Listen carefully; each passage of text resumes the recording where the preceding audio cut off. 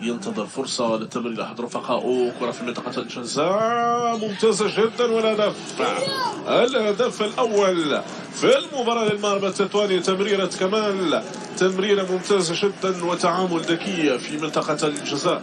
خروج الحارس وايا خلى المساحة وفتح المجال للمهاجم التطواني لتسجيل الهدف الأول في هذه المباراة. تصبح النتيجة يا سادة هدف لصفر في الدقائق الأولى من المباراة.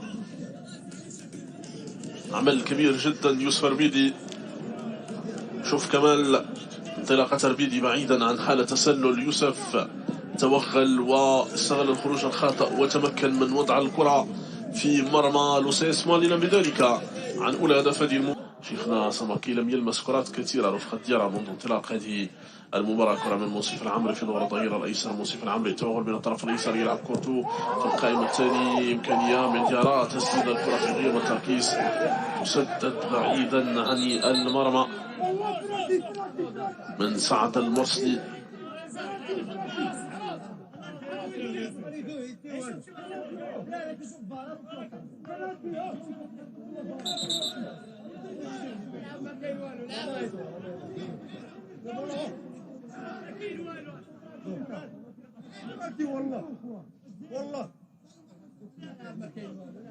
الإعادة للتدخل الأخير حدث في الكرة الماضية يتحول للفار محمد بلوط للوقوف عندما حدث في الكرة الأخيرة. اللجوء للفار أن الإعادة لما حدث بالتدقيق في الكرة الماضية.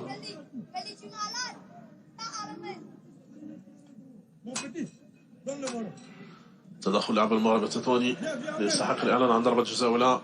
الإجابة ستكون من حكم المباراة. يعود إلى أرضية الملعب ويعلن عن ضربة جزاء لمصلحة في كاسف.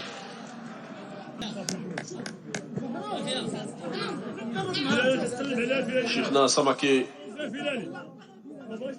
هو من يتولى مسؤولية تسديد ضربة جزاء.